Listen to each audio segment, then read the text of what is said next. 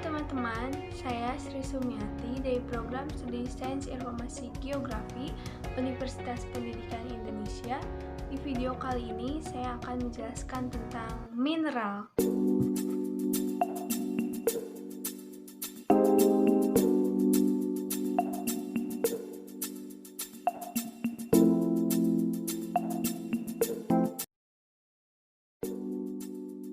Mineral dalam arti farmasi berbeda dengan pengertian di bidang geologi. Istilah mineral dalam arti geologi adalah zat atau benda yang terbentuk oleh proses alam, biasanya bersifat padat, serta tersusun dari komposisi kimia dan mempunyai sifat-sifat tertentu. Mineral terbentuk dari atom-atom serta molekul-molekul dari berbagai unsur kimia, di mana atom-atom tersebut tersusun dalam suatu pola yang teratur. Keteraturan dalam rangkaian atom ini akan menjadikan mineral mempunyai sifat dalam yang teratur. Mineral pada umumnya merupakan zat anorganik. Adapun menurut L. G. Berry dan B. Mason adalah mineral adalah suatu benda padat homogen yang terdapat di alam terbentuk secara anorganik, mempunyai komposisi kimia pada batas-batas tertentu, dan mempunyai atom-atom yang tersusun secara teratur. Jadi, mineral adalah bahan padat yang secara homogen mempunyai komposisi kimia tertentu, dibentuk oleh proses alam yang anorganik.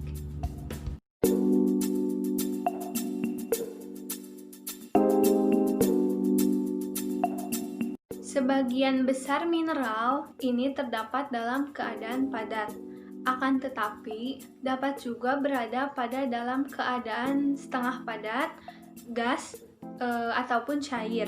Mineral-mineral padat itu biasanya terdapat dalam bentuk kristal yang agak setangkup dan yang padat sisinya dibatasi oleh bidang-bidang datar.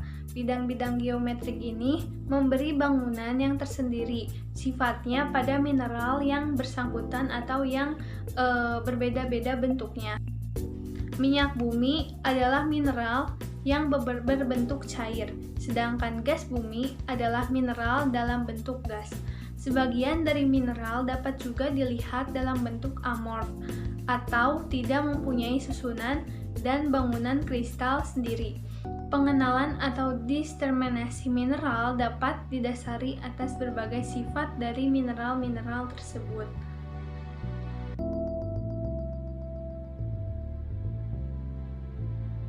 Mineral terbentuk melalui proses alamiah di berbagai lingkungan di bumi, yang memungkinkan atom-atom yang bersesuaian saling terikat satu sama lain. Adapun proses-proses pembentukan mineral, yaitu yang pertama, penguapan dari larutan.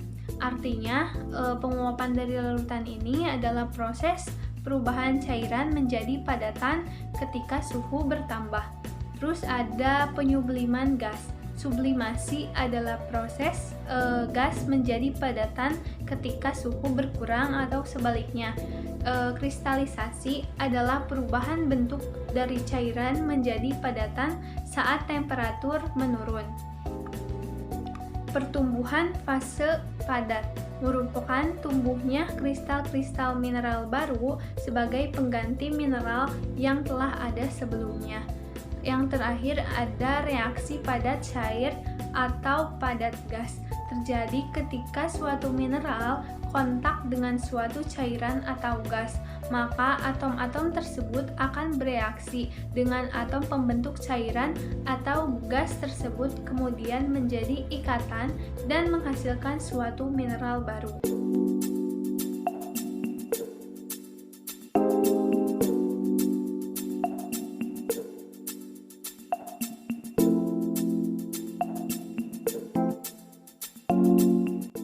Klasifikasi mineral ini dibagi menjadi dua.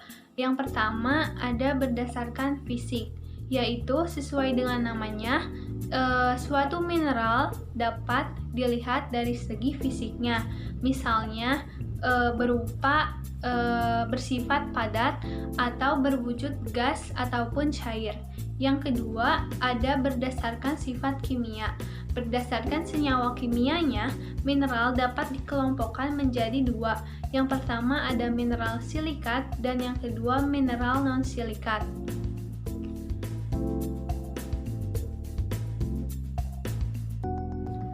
Silikat merupakan 25% dari mineral yang dikenal dan 40% dari mineral yang dikenali. Hampir 90% mineral pembentuk batuan persenyawaan antara silikon dan oksigen dengan beberapa unsur metal. Karena jumlahnya yang besar, maka hampir 90% dari berat kerak bumi terdiri dari mineral silikat dan hampir 100% dari mantel bumi sampai kedalaman 2.900 km dari kerak bumi. Silikat merupakan bagian utama yang membentuk batuan, baik itu sedimen, batuan beku maupun batuan malihan atau metamorf. Yang kedua ada mineral non-silikat. Mineral non-silikat merupakan mineral yang memiliki struktur kurang kompleks dibandingkan dengan mineral silikat. Ada 6 kelas mineral non-silikat.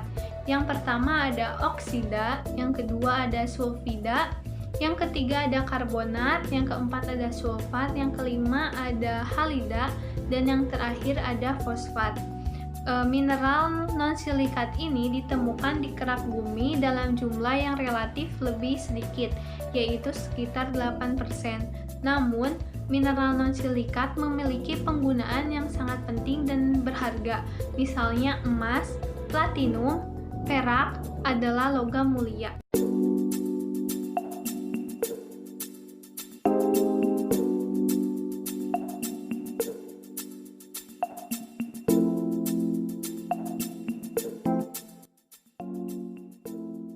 Apa sih yang disebut sebagai identifikasi mineral itu? Identifikasi mineral adalah cara untuk membedakan kita mineral yang satu dengan mineral yang lainnya karena memiliki berbagai jenis mineral yang berbeda. Yang pertama adalah dengan kita mengenali warna atau color. Warna yang kita tangkap dengan mata apabila mineral terkena cahaya atau spektrum cahaya yang dipantulkan oleh mineral. Yang kedua ada dengan kilap, adalah kelas mineral yang ditunjukkan oleh pantulan cahaya yang dikenakan pada si mineral itu. Yang ketiga ada dengan kekerasan atau hardness, adalah ketahanan mineral terhadap suatu goresan. Yang keempat ada cerat, adalah warna mineral dalam berbagai bentuk serbuk atau goresan. Yang kelima ada belahan atau cleavage, adalah kenampakan mineral untuk membelah melalui bidang belahan yang rata, halus, dan licin, serta pada umumnya selalu berpasangan. 6.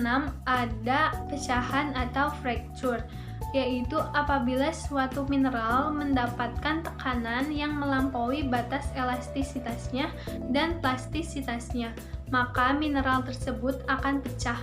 Selanjutnya ada sifat dalam atau tetanitas. Selanjutnya juga ada berhitung berat jenis suatu mineral tersebut.